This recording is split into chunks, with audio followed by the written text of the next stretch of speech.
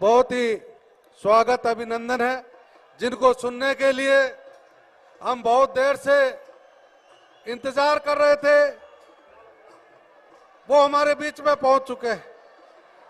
हमारे युवा नेता, हमारे नौजवान नेता हमारे बीच में, हम इनका स्वागत करते हैं, अभिनंदन करते हैं। साथियों, आज 2000 किलोमीटर से ऊपर हमारे राहुल गांधी जी पद यात्रा कर चुके हैं। हमारे लोगों की पीड़ा लेकर, हमारे लोगों के दुख दर्द को लेकर हमारे युवा नेता संघर्ष कर रहे हैं। हम साधुवाद देते हैं राहुल जी आपको। ये आपने जो इतिहास रचा है, इस इतिहास को कोई बदल नहीं सकता। इतिहास के पन्नों में हमेशा याद रखा जाएगा कि राहुल गांधी जी ने 3500 किलोमीटर की कन्याकुमारी से कश्मीर तक लोगों के दुख तकलीफ को देखते हुए पद यात्रा की। ये अपने आप में एक इतिहास रचने का काम किया है। मैं ज्यादा, क्योंकि आगे भी राहुल गांधी जी के कार्यक्रम और सुबह से पद यात्रा करते हुए यहाँ पहुंचे महाकाल की इस नगरी में, हम अभिनंदन और स्वागत करते हैं। मैं सबसे पहले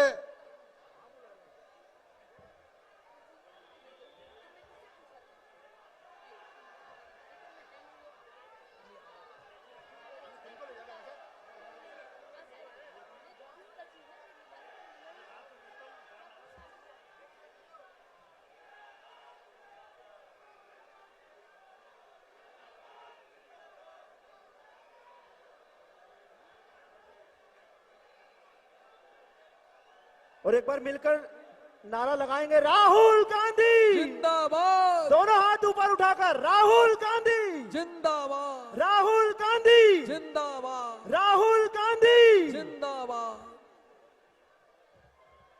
मैं सबसे पहले तो मैं संपत सरल जी जब अपनी कविता कहें, मैं अनाउंस कर देता हूं, तब तक वो हमारे नेता राहुल गांधी जी का स्वागत अभिनंदन के लिए मैं हमारे प्रदेश कांग्रेस कमेटी के अध्यक्ष कमलनाथ जी से कहूंगा कि वो स्वागत करें। जयप्रकाश जी सिंह जी प्रतिपक्ष के नेता, वो स्वागत करें। कमल पटेल जी जिला कांग्रेस कमेटी के अध्यक्ष हैं। रवि भदौरिया जी, इनसे कहूंगा कि ये स्वागत करें, अभिनंदन करें। सूर्य अस्त होने की ओर है, तो मैं अभी ये स्वागत होता रहेगा। मैं संपत सरल जी से कहूंगा कि जब अपनी कविता आप अपने पेश करें, मैं इनका स्वागत करते हुए।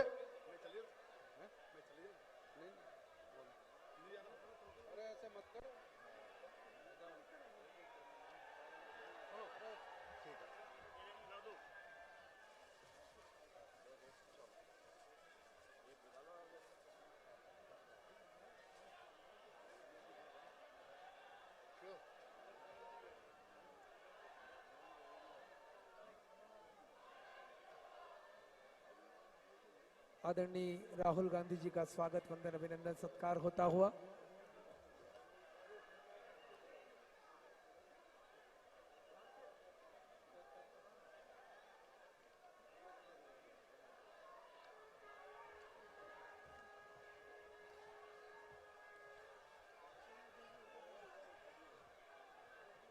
भारत जोड़ो यात्रा की धुरी आदरणीय राहुल गांधी जी, सम्मान की औपचारिकताएं हो चुकी हैं और आदरणीय कमलनाथ जी का मुझे आदेश भी था। दिग्विजय सिंह जी और तमाम लोग यहाँ बैठे हैं। आज हम काफी समय साथ चले और मीडिया पे बात हो रही थी। मैं उस मीडिया की बात से पहले मध्य प्रदेश की जनता की एक पीड़ा व्यापम को अपने व्यंग्य के माध्यम से बताना चाहता हूं। व्यापम क्या था, आप लोग भी ध्यान से सुनो कि सटायर में बात ऐसी कही जा सकती है।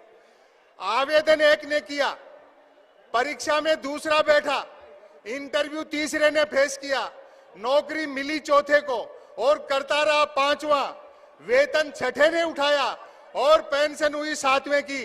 अब आपकी तालियां बजेंगी, जबकि सातवें की डेथ तभी हो गई थी जब पहले ने अप्लाई किया था। मीडिया को एक तो मुझे राहुल जी पूछ रहे थे कि आप इतना व्यंग्य करते हो, कभी कोई धमकी या कुछ इस तरह का आया। मैंने कहा साहब, हम लोग हंसी मजाक में टाल देते हैं। एक दिन के इनकम टैक्स के अधिकारी ने मुझसे मजाक की कि संपत सरल जी, मोदी सरकार पे इतना तीखा बोलते हो, किसी दिन छापा वापा वाले भिजवा देंगे। मैंने कहा साहब, एक हिंदी लेखक के घर में लाइब्रेरी में गबन के नाम पर प्रेमचंद के गबन उपन्यास के अलावा क्या मिलेगा? और अगली बात जो मैंने कही, तालियां उस पर उठेंगी आपकी। मैंने कहा फिर भी ऊपर के दबाव में जबरदस्ती फंसाओगे तो हम भी बीजेपी ज्वाइन कर लेंगे।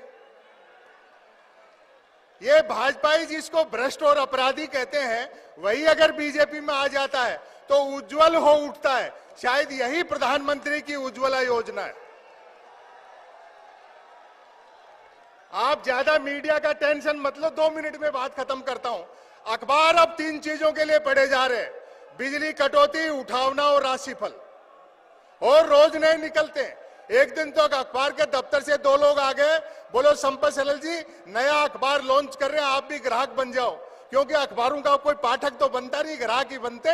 1 रुपए में 16 पेज। और जो मैंने जवाब दिया, मैंने कहा रुपया चाहे 1 की जगह 2 ले जाए, लेकिन 16 पेज खाली दे जाया करो।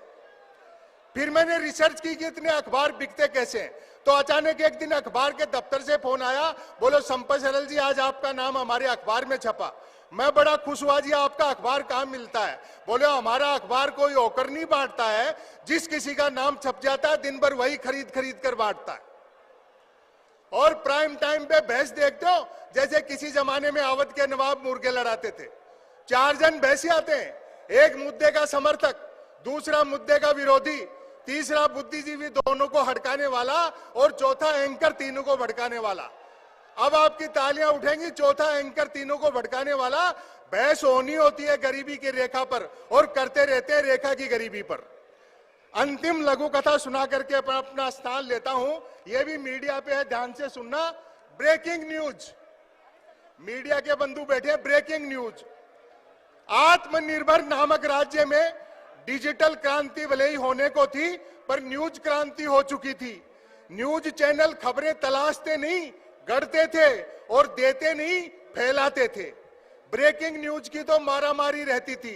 एक दिन जो ही सम्राट, चक्रवर्ती सम्राट, कथा यहां से शुरू होती है।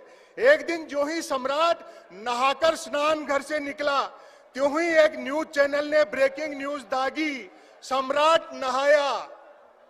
दूसरे न्यूज चैनल ने खुशी जाहिर की, सम्राट आज भी नहाया। तीसरे न्यूज चैनल ने अटकलें लगाई, सम्राट क्यों नहाया। चौथे न्यूज चैनल ने नई जानकारी दी, सम्राट पहली बार नहाया। पांचवें न्यूज चैनल ने आत्मनिर्भरता की पुष्टि की, सम्राट खुद नहाया। छठे न्यूज चैनल ने रहस्योद्घाटन किया, सम्राट पानी से नहाया। सातवें न्यूज चैनल ने ब्रेकिंग न्यूज में गर्मी भरी, सम्राट गर्म पानी से नहाया। आठवें न्यूज चैनल ने स्थिति और साफ की, सम्राट साफ पानी से नहाया। नौवें न्यूज चैनल ने गुप्त जानकारी दी, सम्राट स्नान घर में नहाया। और तालियों से विदा करना, 10वें न्यूज चैनल ने राहत भरी ब्रेकिंग न्यूज चलाई, सम्राट आज तो नहाया।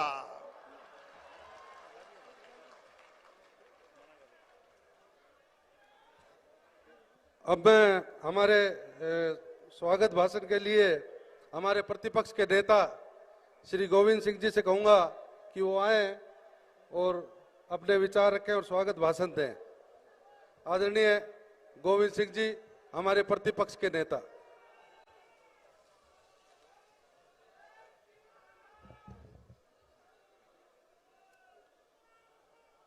हमारे और आप सबके नेता सम्माननीय राहुल गांधी जी, मध्य प्रदेश के हमारे नेता आदरणीय कमलनाथ जी, माननीय हमारे प्रभारी संगठन के आदरणीय जेपी अग्रवाल साहब, सम्माननीय राय साहब, उपस्थित मंच पर सभी हमारे सम्माननीय वरिष्ठ जन और उपस्थित सम्माननीय सभी सामने आए हुए देवियों, सज्जनों और भाइयों। कन्याकुमारी से कश्मीर तक जो राहुल गांधी जी के नेतृत्व में भारत जोड़ो यात्रा प्रारंभ हुई है, भारतीय जनता पार्टी द्वारा प्रदेश के हमारे नेता ने, शिवराज सिंह ने कहा राहुल गांधी के साथ कौन चलेगा, नौजवान हमारे साथ है, कांग्रेस पार्टी बूढ़ों की पार्टी है। लेकिन जब मैं कहना चाहता हूं मोदी जी से और शिवराज सिंह जी से, आज पूरी देश की तड़ाई राहुल गांधी जी के नेतृत्व में जन सैलाब के साथ निकल पड़ी है। और यही जब देश की तड़ाई जब निकल पड़ती है सड़क पर, तो देश का भविष्य तड़ाई नौजवान तय करते हैं। माननीय राहुल जी, मैं ज्यादा न बोल के एक दो बात कहना चाहता हूं। आज सबसे ज्यादा किसान दुखी है। मोदी जी ने किसानों के गांव-गांव में बोर्ड लगे हैं। भारतीय जनता पार्टी ने गांव में वॉल पेंटिंग कराई है कि हम किसानों के सम्मान में 6,000 रुपए 10 एकड़ के मालिक किसानों के 6 एकड़ जमीन 5 बीघा मतलब 10 बीघा 6,000 रुपए दे रहे हैं सम्मान, प्रधानमंत्री सम्मान निधि। मैं अभी खेती किसानी वाला हमारा परिवार, हम खेती करते हैं। मैं कहना चाहता हूं राहुल गांधी, 2 हेक्टेयर पर जमीन पर केवल डीजल के भाव बढ़ने से 2014 से और वर्तमान आज तक डीजल के भाव 5 निदाई गुड़ाई कटवाई, थ्रेसिंग कराई, उसके बाद मंडी में ले जाकर फसल बेचने पर 7,500 रुपए खर्चा आया। अब मैं पूछना चाहता हूं मोदी जी ने, किसान भाइयों ज्यादातर आप इलाके के हो, मोदी जी ने प्रधानमंत्री सम्मान निधि के नाम पर 6,000 रुपए आपकी दाहिने जेब में डाले और 7,300 रुपए आपकी बाई जेब से डीजल के भाव बढ़ाने से और निकाल लिए। 1,300 रुपए ज्यादा, 6,000 दिए और 1,300 रुपए ज्यादा आपसे वसूल कर लिए। ये भारतीय जनता पार्टी का प्रधान सम्मान निधि है। जब कांग्रेस की सरकार थी, कृषि यंत्रों पर न जीएसटी लगती थी न टैक्स लगता था। आज हर किसान के प्रत्येक यंत्र पर, थ्रेसर पर, कल्टीवेटर पर, रोटावेटर पर, सब पर टैक्स लगा दिया है, जीएसटी लगा दी है और हर जिसका भाव बहुत कुछ बढ़ चुका है। किसानों के ट्रैक्टर पर टैक्स नहीं लगता था, आज 18% जीएसटी लग गया। जो ट्रैक्टर 4 लाख आता था, 4 लाख का, उस पर 18% वर्ष के भी भाव बढ़ गए। अब मैं आप किसान भाइयों, आप सब दुखी हैं। कांग्रेस पार्टी राहुल जी आपके मुद्दे उठाती है। दूसरा है नौजवानों का सवाल। माननीय राहुल जी, आज गांव का किसान, मजदूर और मध्यम वर्ग का नौजवान आज परेशान है, बेरोजगार है।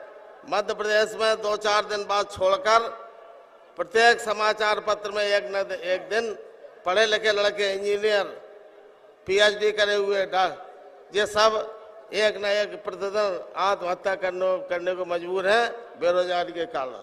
रोजगार न मिलने से माँ बाप ने पढ़ाया, पैसा खर्च लगाया, लेकिन रोजगार नहीं मिला। माँ बीमार है, पिताजी कहते हैं बेटी के लिए कुछ मदद करो, तो दिन भर बाजार में घूमता है, रोजगार नहीं लगाता, सोचता मेरे पिताजी ने सब कुछ किया, आज हमारे लिए हमारा बेटा कुछ नहीं करता, इसलिए मौत उधर जाता है। केवल आज मध्यम वर्ग, किसान, मजदूर का बेटा गांव में जो रहता है, अपने घर का काम करता है और 5,000 रुपए में इंटर पास कर लेता है। और जो पूंजीपतियों के, बड़े पैसे वालों के लड़के 10-10 हजार रुपए की महीने के ट्यूशन लगाते हैं, अच्छा खुराक खाते हैं, जब नंबर आते। अभी कांग्रेस की सरकार की नीति बदल दी शिवराज सिंह जी ने। आज पहले फिजिकल कराते थे, गांव के लड़के, मजदूर, छोटे कृषक, छोटे व्यापारी के लड़के फिजिकल में फिट हो जाते थे। अब केवल सीधे परीक्षा करा रहे हैं, जिससे वो फेल होते हैं और आज बेकार हो गए। इसलिए मैं आपसे सबसे कहना चाहता हूं, राहुल जी के नेतृत्व में किसान, मजदूर, व्यापारी सब निकल पड़े और देश में बदलाव करें। बहुत बहुत धन्यवाद। जय हिंद। अब हमारे बीच में मध्य प्रदेश कांग्रेस कमेटी के लोकप्रिय नेता और प्रदेश कांग्रेस कमेटी के अध्यक्ष आदरणीय कमलनाथ जी से आग्रह करूंगा कि वो आए और अपनी बात रखें। राहुल गांधी, राहुल गांधी, भारत जोड़ो। आदरणीय कमलनाथ जी।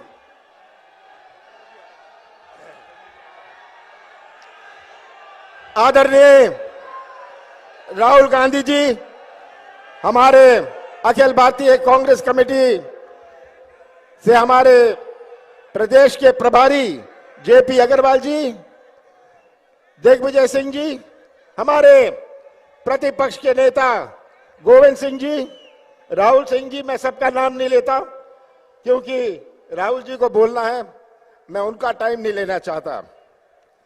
आप सबका बहुत बहुत धन्यवाद जो आप यहाँ आए, आपने अपना प्यार राहुल जी को व्यक्त किया। आप सबका बहुत बहुत धन्यवाद। आपने यहाँ आकर मुझे बल और शक्ति दी। राहुल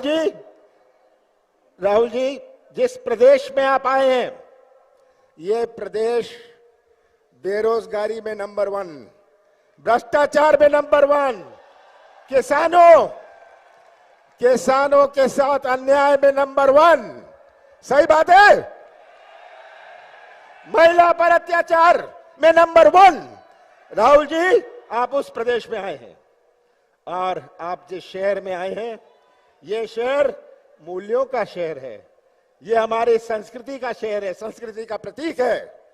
और संस्कृति का प्रतीक केवल नहीं है, यहां से जो संदेश आप भारत की संस्कृति का देते हैं, यही संस्कृति हमारे देश को एक झंडे के नीचे रखती है। भारत की संस्कृति जोड़ने की संस्कृति है। हम दिल जोड़ते हैं, संबंध जोड़ते हैं, रिश्ता जोड़ते हैं, सब समाज, सब धर्म को जोड़ के रखते हैं। ये भारत की संस्कृति है और ये शहर उस संस्कृति का प्रतीक है। राहुल जी, आपने भारत जोड़ो यात्रा निकाली। आप अभी तक 2100 किलोमीटर चल लिए हैं। राहुल जी ने 2100 किलोमीटर चल लिया है। 3700 किलोमीटर और चलेंगे। पूरी यात्रा कन्याकुमारी से कश्मीर तक 3700 किलोमीटर की है और ये जोड़ो यात्रा उस संस्कृति की रक्षा पर है। ये जोड़ो यात्रा हमारे संविधान की रक्षा की है। ये यात्रा हमारे नौजवानों की भविष्य की है, हमारे किसानों की मजबूती की है। राहुल जी, कोई देश नहीं है जो ऐसी जोड़ो यात्रा निकाल सकता है। कोई देश विश्व में नहीं है जहां इतने धर्म हुए, इतनी जातियां हुए, इतनी भाषाएं हुए, इतने त्योहार हुए। ये भारत है। ऐसा कोई देश विश्व में नहीं है जहां इतनी देवी देवताएं हुए।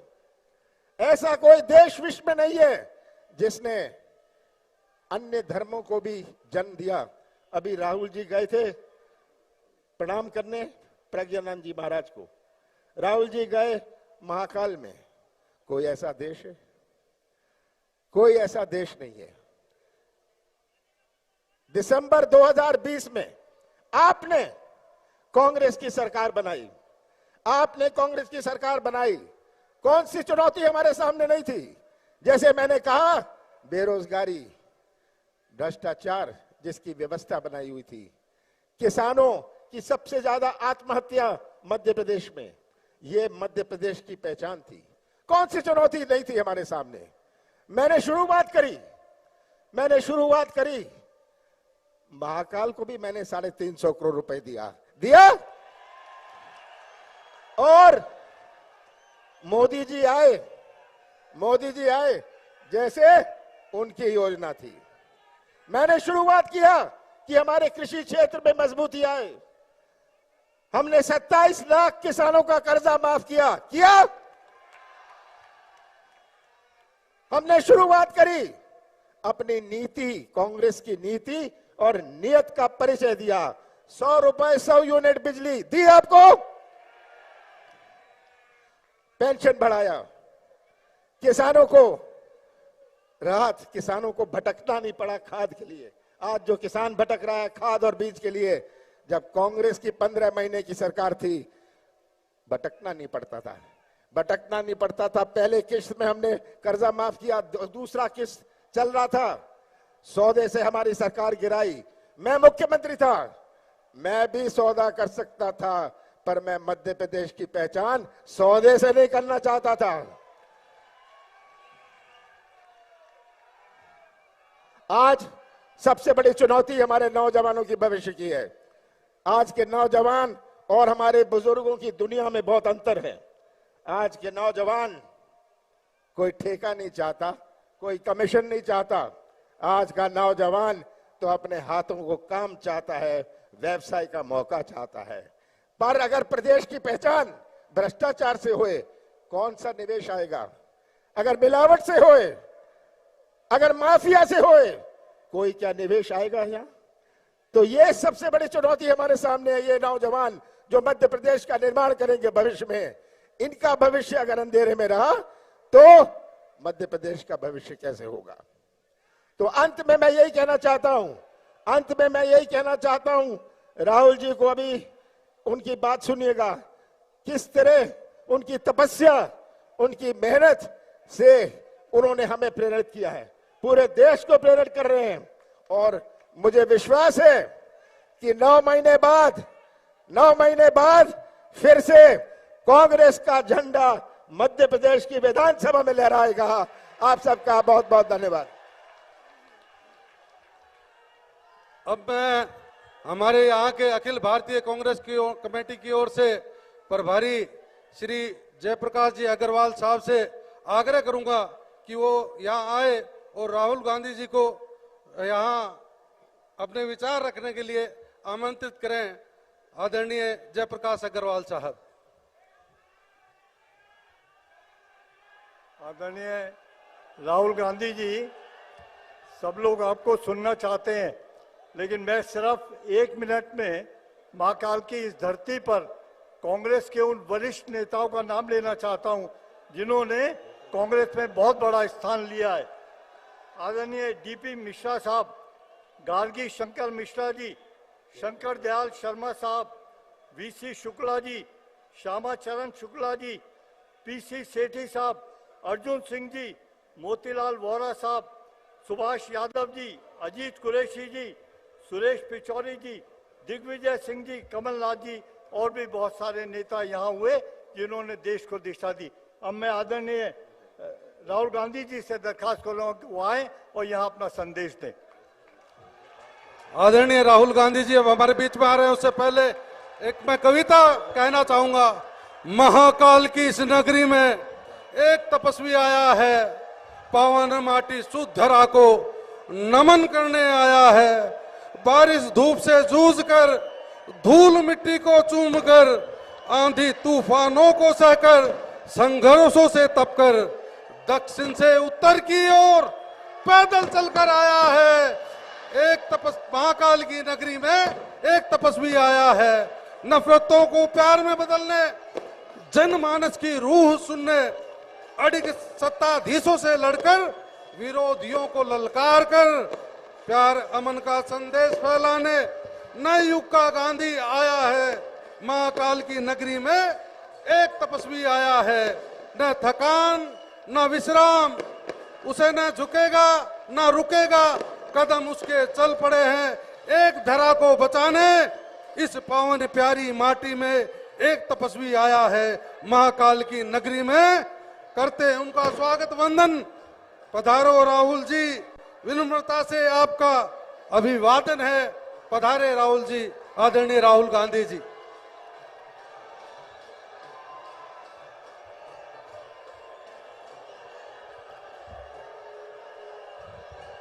जय महाकाल, जय महाकाल, जय महाकाल। स्टेज पे कांग्रेस पार्टी के वरिष्ठ नेता, हमारे प्यारे कार्यकर्ता, भाइयों और बहनों, मध्य प्रदेश के युवाओं, किसानों, प्रेस के हमारे मित्रों, आप सबका यहां बहुत बहुत हार्दिक स्वागत। नमस्कार। कैसे हैं आप?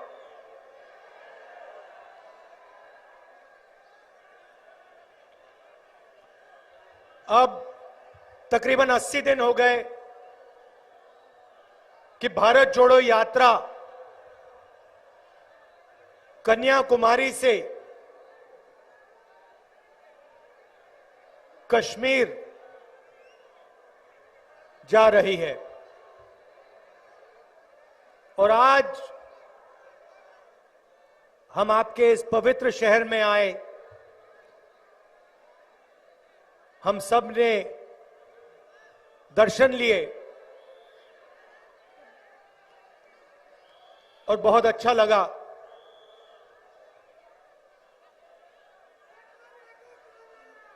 ये आपका जो शहर है,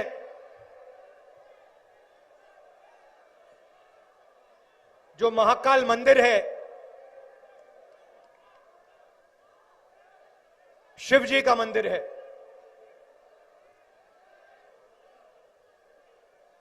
आज हम शिव जी का नाम लेते हैं। क्यों लेते हैं? हिंदुस्तान भगवान शिव को मानता है, तो क्यों मानता है? आप में से कोई बता सकता है? ये संसार के सबसे बड़े तपस्वियों को हिंदुस्तान मानता है।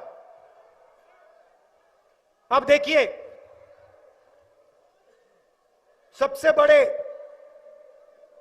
शिव जी तपस्वी कृष्ण भगवान तपस्वी, श्री राम तपस्वी, और हिंदू धर्म के किसी भी भगवान को आप देखिए, सारे के सारे तपस्या करे हैं। सही या गलत? और सिर्फ भगवान तपस्या नहीं करते, शिव जी का, भगवान राम, कृष्ण भगवान, इनकी तपस्या का मुकाबला नहीं है। मगर हिंदुस्तान तपस्वियों का देश है। हिंदू धर्म में तपस्वियों की पूजा होती है। सही बोला या गलत बोला? हम तपस्वियों का आदर करते हैं, उनके सामने हाथ जोड़ते हैं। तो इस देश में ये तपस्वी कौन है? आपने कहा कि कन्याकुमारी से यात्रा की, बहुत बड़ी तपस्या की। यह कोई बड़ी तपस्या नहीं है, इसमें कुछ नहीं है। मैं आपको बताता हूं हिंदुस्तान में तपस्या कौन करता है। सबसे पहले कोविड के समय में जो मजदूर बेंगलोर से, मुंबई से, पंजाब से, देश के एक कोने से दूसरे कोने गए, वो तपस्या करते हैं। दूसरे नंबर पे जो इस देश को भोजन देते हैं, करोड़ों किसान और उनके परिवार 4 बजे सुबह उठ के हर रोज तपस्या करते हैं। बढ़ई,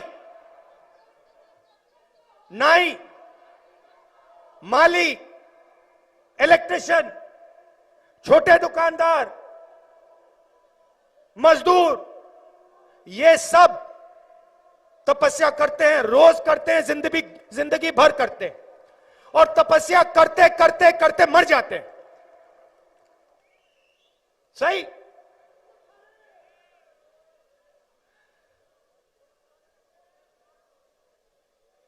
ये तो कुछ नहीं है, ये तो 3 महीने की तपस्या है। 5-6 घंटे, 8 घंटे लगा लो। थोड़ा सा घुटने में दर्द होता है, थोड़ी सी प्यास लगती है, मगर यह तपस्या नहीं है।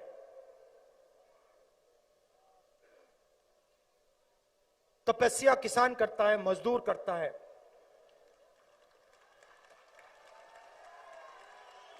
अब मेरा सवाल है, हिंदू धर्म कहता है कि तपस्वियों की पूजा होनी चाहिए, तो इस देश में तपस्वियों की पूजा क्यों नहीं हो रही है? जो तपस्या कर रहा है उसको इस देश की सरकार कुछ नहीं देती, और जो नरेंद्र मोदी जी की पूजा कर रहा है उसको सारा का सारे दे देती है। 2 लोग नरेंद्र मोदी जी की पूजा करते हैं दिन भर, और उनको जो भी चाहिए मिल जाता है। रेलवेज, पोर्ट, एयरपोर्ट, ये देखो भैया ड्रोन उड़ रहा है, ये भी ले जाएंगे उठा के। सड़कें, बिजली, पानी, सब कुछ। 2 लोग, 5 लोग प्रधानमंत्री की पूजा करते हैं और हिंदुस्तान का पूरा धन उनके हवाले कर दिया जाता है। और करोड़ों लोग सुबह उठते हैं। किसान 4 बजे उठता है, हाथ फट जाते हैं, खून निकलता है। मैं 2000 किलोमीटर चल रहा हूं, मैं आपको बताता हूं। भैया हाथ मिलाना, ये देखो हाथ मिलाया, ये किसान नहीं है, ये किसान नहीं है, क्योंकि किसान के हाथ फटे होते हैं।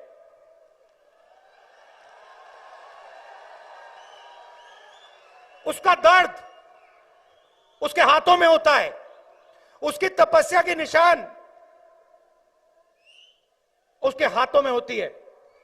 और इन सड़कों पे हजारों किसानों से मैंने हाथ मिलाया, और हर एक किसान मुझसे यह पूछ रहा है, घूम फिर कर यह पूछ रहा है, राहुल जी, इस देश में हम तपस्या करते हैं,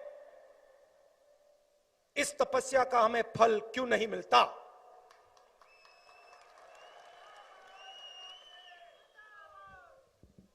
फर्टिलाइजर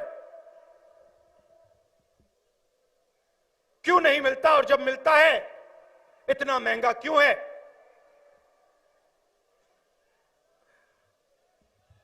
हमें अपनी मेहनत के लिए सही दाम क्यों नहीं मिलता? हम बीमा का पैसा भरते हैं, तूफान आता है, आंधी आती है, खेत बर्बाद हो जाता है, रोना आता है, और जब हम बीमा की प्राइवेट कंपनी को फोन करते हैं, फोन नंबर में कोई फोन नहीं उठाता। इंटरनेट पे सब कुछ मिल जाता है,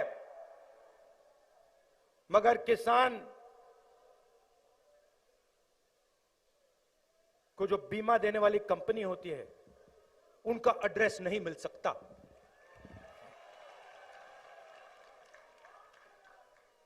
सही?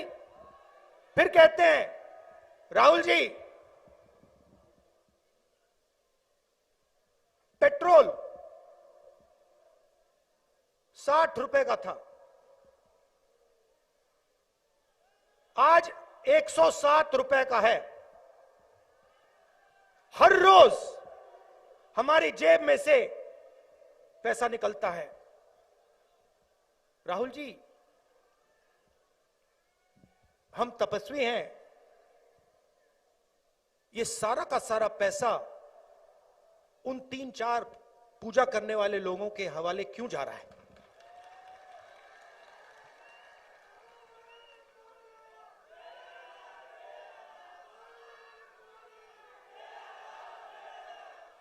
गीता में लिखा है, गीता में लिखा है कि तपस्या करनी चाहिए, तपस्या करनी चाहिए और फल नहीं देखना चाहिए। मगर हिंदुस्तान की सरकार का काम जो तपस्या करता है उनको फल देने का है, और कोई काम ही नहीं है इस सरकार का।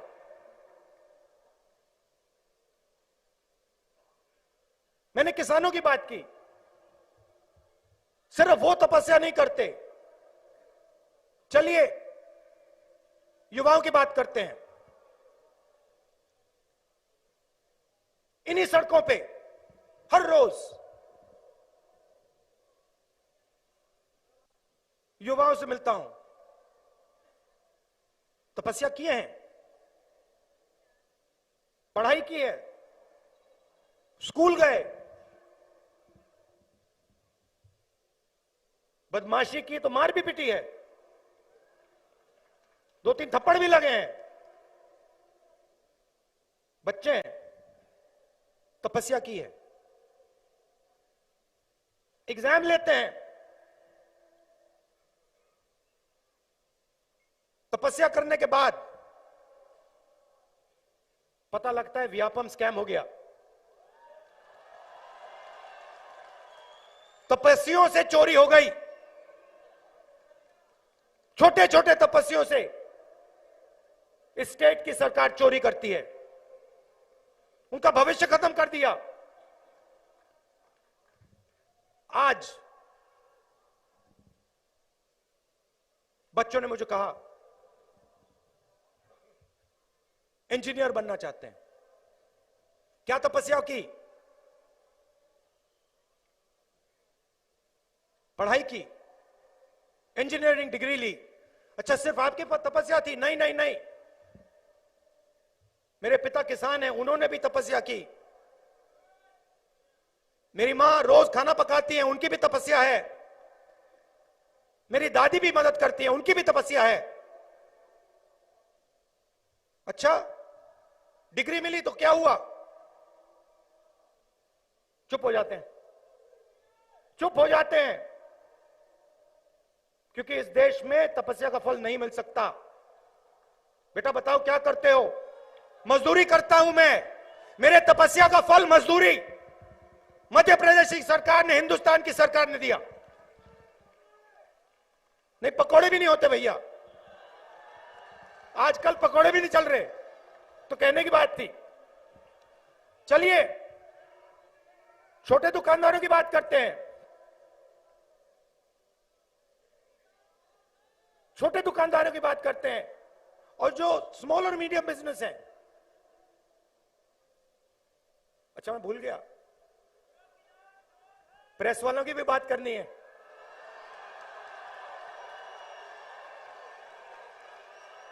इनकी भी बात करनी है, इनको नहीं छोड़ना। अभी बोलता हूं। तो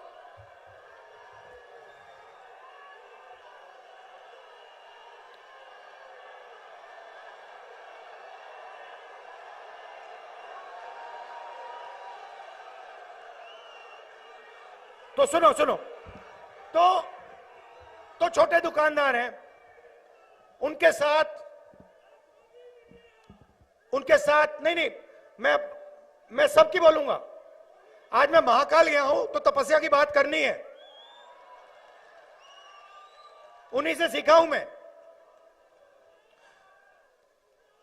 आज पंडित जी ने मुझे बोला, उन्होंने मुझे बोला कि आपका प्रेस कॉन्फ्रेंस मुझे बहुत अच्छा लगा। मैंने जो आपने बोला उसको समझ लिया। मैंने कहा आपने ही मुझे समझाया है। तो देखिए, छोटा दुकानदार सुबह उठता है, उसके साथ 2-3 लोग काम करते हैं, दिन भर काम करता है। कभी कभी किसी को पैसे की जरूरत होती है, वो भी दे देता है, काम करता है। उसके पास इतना पैसा नहीं होता जैसे बड़े उद्योगपति होते हैं, उनके पास करोड़ों रुपए होते हैं। तो अगर बड़े उद्योगपतियों का कैश फ्लो रुक जाए, जैसे कोरोना के समय हुआ, उनको कोई मुश्किल नहीं होती। 1 महीना, 2 महीना, 3 महीना, 4 महीना, 6 महीना, 1 साल उनका कैश फ्लो रोक लो, कोई प्रॉब्लम नहीं। इन बेचारों को अगर आपने कैश फ्लो 15 दिन, 1 महीना रोक दिया, तो आपने इनका गला घोट दिया, मतलब यूं पकड़ लिया उनको। और अगर आपने 2 महीने कर दिया, तो आप इनको मार दोगे, खत्म कर दोगे। अब देखिए, मैं ये दुकानदारों की, स्मॉल और मीडियम बिजनेस की बात क्यों करता हूं? क्योंकि यही लोग देश को रोजगार देते हैं। मतलब पूरा जुड़ा हुआ है। ये लोग देश को रोजगार देते हैं, युवाओं को काम देते हैं, तो पूरा सिस्टम जुड़ा हुआ है। किसान लोगों को भोजन देते हैं, तो बैलेंस की जरूरत होती है। सरकार ने क्या कहा, क्या किया? अभी 6 बज रहे हैं, 8 बजे इन सबको याद है, ये कोई नहीं भूला। ये घड़ी देखते हैं 8 बजे, इनके दिल में थोड़ी उनका दिल तेजी से दौड़ता है। 8 बजे नरेंद्र मोदी जी ने नोटबंदी की थी, और फिर 4 घंटे बाद 12 बजते कहते हुए 12 बजे जीएसटी की थी।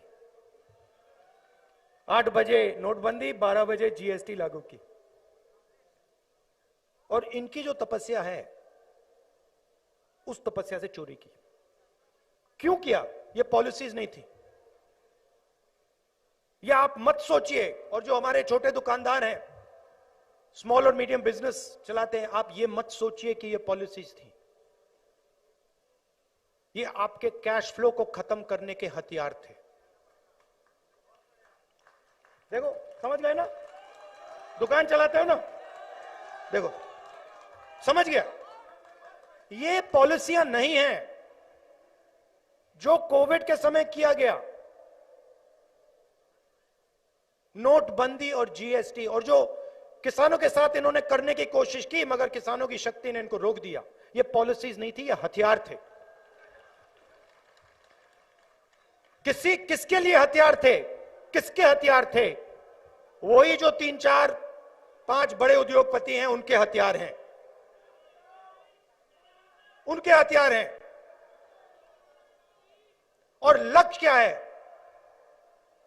हिंदुस्तान की जो तपस्या है, हिंदुस्तान के जो तपस्वी हैं, उनको दबाओ, उनको कुचलो, और उनके जेब में जो पैसा है उसको छीनकर 5-6 लोगों को दे दो। नुकसान देश का हो रहा है, युवाओं को रोजगार नहीं मिल रहा है, और मिल नहीं सकता क्योंकि आपने वो रीढ़ की हड्डी तोड़ दी। नोटबंदी करके, जीएसटी करके, कोविड में जो आपने किया, अरबपतियों का कर्जा माफ कर दिया, इनको छोड़ दिया, 1 रुपया तक नहीं दिया इनको, तो आपने रीढ़ की हड्डी तोड़ दी। और इसको अब फिर से बनाना पड़ेगा, फिर से जोड़ना पड़ेगा, तब हिंदुस्तान को जाके रोजगार मिलेगा। प्रेस की बात करता हूं। अच्छा देखिए, सबसे पहले मैं आपको बताना चाहता हूं, ये जो यहां बैठे हैं, इनकी गलती नहीं है, इसमें इनकी गलती नहीं है। ठीक है, ये बेचारे तपस्या करते हैं, मैं देख रहा हूं इनको। ठीक है, पैदल नहीं चल रहे मगर ट्रक पे तो बैठे हैं, और वो भी तपस्या है, मतलब 80 दिन से बैठे हैं। इनकी तपस्या क्या है? इनकी तपस्या है सच्चाई को देखो, सच्चाई को देखो, सच्चाई को समझो और देश की जनता को बताओ। ये करना चाहते हैं, ये करना चाहते हैं, अपनी तपस्या करना चाहते हैं, ये देश को सच्चाई दिखाना चाहते हैं, लड़ते हैं। ये पीछे से लगाम लगी हुई है,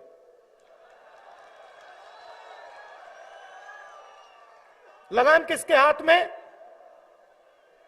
वही लोग जो नरेंद्र मोदी जी की पूजा कर रहे हैं, उनके हाथ में। तो ये हो रहा है देश में।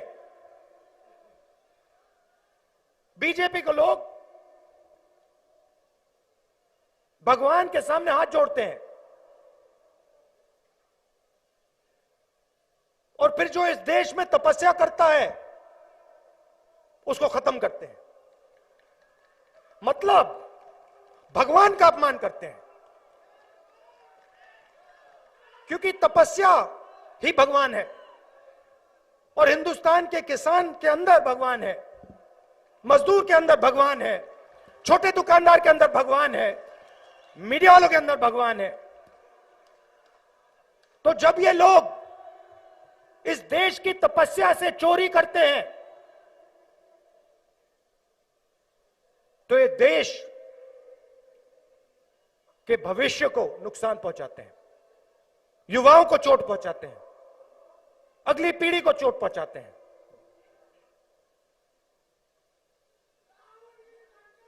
दो 2000 किलोमीटर चले हैं, मैंने कहा कोई बड़ी बात नहीं है, मैं आपको बता रहा हूं, अजीब सा है। आप देख लीजिए, चेहरे देख लीजिए, कोई थका नहीं है। ऐसे लग रहा है मुझे कि सुबह सुबह उठा हूं, नहा के आया हूं। मैं बता रहा हूं आपको क्यों, क्योंकि देश के तपस्वी बात समझ रहे हैं। किसान, मजदूर, छोटे दुकानदार, युवा बात समझ रहे हैं, कह रहे कि हां, देश के तपस्वियों का अपमान हो रहा है, बात समझ रहे हैं और इस यात्रा को मदद कर रहे हैं। यह कांग्रेस पार्टी की यात्रा नहीं है, यह हिंदुस्तान की यात्रा है, किसानों की यात्रा है, मजदूरों की यात्रा है, छोटे दुकानदारों की यात्रा है, युवाओं की, बुजुर्गों की, माताएं बहनों की यात्रा है, प्रेस वालों की यात्रा है। लिख नहीं पा रहे मगर है इनकी। और सारे के सारे लोग अपने तरीके से इस यात्रा की मदद करने। बच्चों ने पिगी बैंक दिया, 2 बच्चों ने महीनों पैसे बचा के पिगी बैंक दिया। कोई पानी दे रहा है, कोई परोठे दे रहा है, कोई अनाज दे रहा है, कोई घर से चाय ला रहा है, कोई चल रहा है, कोई चिट्ठी लिख रहा है कि मैं आपके साथ चल नहीं सकता हूं, मैं डरता हूं, सरकार से डरता हूं, मगर मैं आपके साथ हूं। बहुत लोग हैं। तो इस प्यार के लिए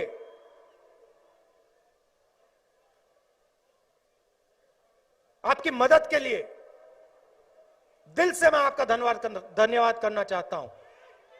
और ये कभी मत भूलिए, ये कभी मत भूलिए, ये देश तपस्वियों का है और हिंदू धर्म भी तपस्वियों का है।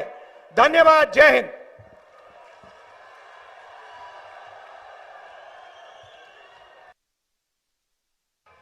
अब मैं हमारे संयोजक श्री पीसी शर्मा साहब से कहूंगा कि वो आभार व्यक्त करें। श्री पीसी शर्मा साहब। एक बार जोर से जयकारा लगाएंगे, जोड़ो जोड़ो जोड़ो जोड़ो। ये राहुल गांधी जी की जो भारत जोड़ो पद यात्रा है, इसमें आप लोग सब साथ देंगे, सब साथ देंगे। भारत माता की। ये राहुल नहीं आंधी है, ये राहुल नहीं आंधी है। जो पद यात्रा करे वो गांधी है, जो पद यात्रा करे वो गांधी है। राहुल जी, मैं कहना चाहता हूं, आपका आभार व्यक्त करना चाहता हूं, लेकिन जो आपने कहा कि ये तपस्या नहीं है, लेकिन ये तपस्या है। आप महाकाल 2100 किलोमीटर पैदल चल के आए। आपने आइकॉन, आदिवासी समाज के आइकॉन टंटिया मामा 2000 किलोमीटर पैदल चल के आप वहां प्रणाम किया। आप ओंकारेश्वर और नर्मदा माई की पूजा आपने की। आपने आज महाकाल की पूजा की। अब बाबा साहब अम्बेडकर के मऊ जन्मस्थली पर गए और वहां स्थली पर जाकर आपने संकल्प किया कि हमारे देश के संविधान को बचाएंगे। इसलिए ये आपकी तपस्या है। मैं आभार मानना चाहता हूं कमलनाथ जी का, हमारे कांग्रेस के अध्यक्ष जेपी अग्रवाल साहब का, आदरणीय सुरेश पचौरी जी का, हमारे नेता प्रतिनिधि, सभी विधायकों का, अभी सभी पद